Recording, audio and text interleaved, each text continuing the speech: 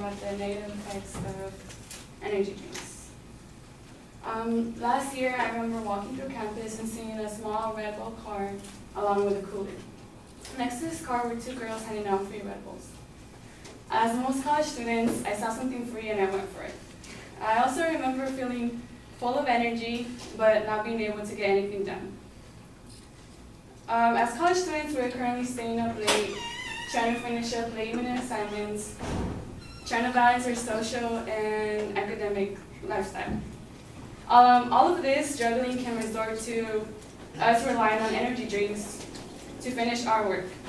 Most of the energy drinks that I'm going to be talking about are Monster, Rockstar, and Red Bull.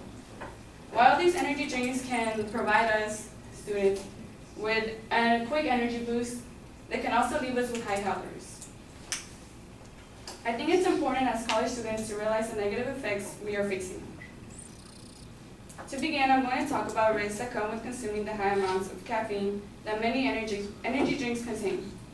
Very quickly, can I get a show of hands of anybody that consumed an energy drink in the last week? Okay. 1, 2, 3. Do any of you guys know how much caffeine is in that drink? Okay, so you have to look for it. 2,000 milligrams.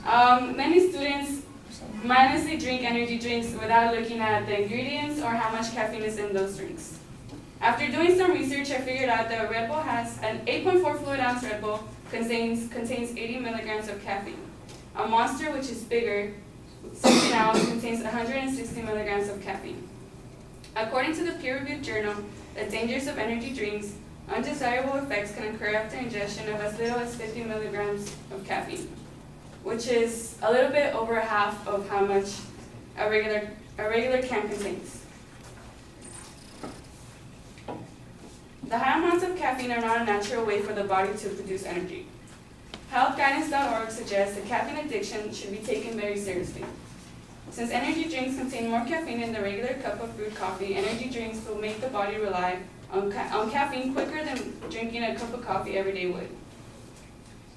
Before relying on the unsafe energy boost that comes from highly caffeinated energy drinks, students should pay attention to what they are really drinking. It is not a healthy way to get that energy boost, and it is important to consider the headaches that come after, the upset stomach aches, and the feeling of reliance on caffeine. To expand on the negative effects, I will talk about some of the long-term possibilities. One of the most concerning long-term effects can be the effect it has on your heart. Although the research is small, 2 German researchers figured out that from 2007 to 2011, the number of emergency room visits related to energy drinks nearly doubled in the United States, rising from slightly more than 10,000 to nearly 21,000 according to meeting news release. Most of these cases involved young adults 18 to 25, which includes most of us in this room. Most energy drinks can stimulate and trigger reactions that can increase blood pressure and heart rate. Another possible long-term effect of energy drinks is unnecessary weight gain. Along with caffeine, most of these energy drinks contain a high amount of sugar. A Red Bull contains about 27 grams of sugar. Monster Energy has 54 grams of sugar. In the long run, energy drinks can negatively affect students' academic performance. A major article published in the Journal of American College Health states there is a negative correlation between drinking energy drinks and academic progress. Although coffee can make you more alert, it does not necessarily mean it helps recall key information in an exam or helps the student retain information. Now that I have talked about the immediate risks that come with ingesting the high amounts of caffeine in energy drinks, as well as the possibility of long-term effects, I hope students realize energy drinks negatively affect them.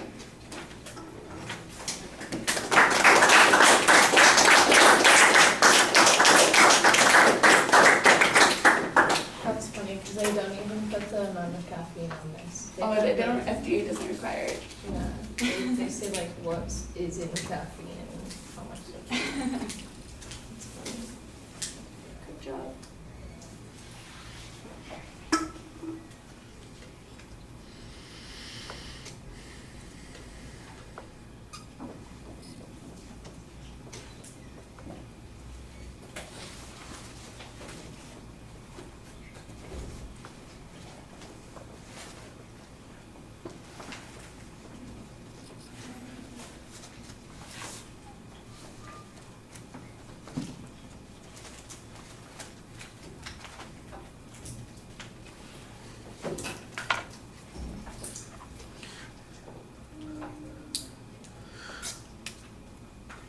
All right, I think you want to start with your story about coming across the free energy drinks instead of starting with your topic identification. That's the purpose of the attention device, is to pull us in. So that would probably work a little bit better. Then when you identify what your topic is, you kind of label the topic, and it sounds like it's an informative speech that we're getting. You need to make a declarative claim. The proposition that you have listed here on the evaluation rubric, that's a declarative statement. I think I saw one in your outline too, but I didn't really hear it in your presentation. Instead, you kind of ease into this discussion about what's involved in consuming the energy drinks instead of making the argument that says they are dangerous, they have a strong negative effect. You kind of say, I'm going to talk to you about how this has this kind of thing. And like I said, that's a passive way of making the declarative, and you want to be more affirmative in doing that.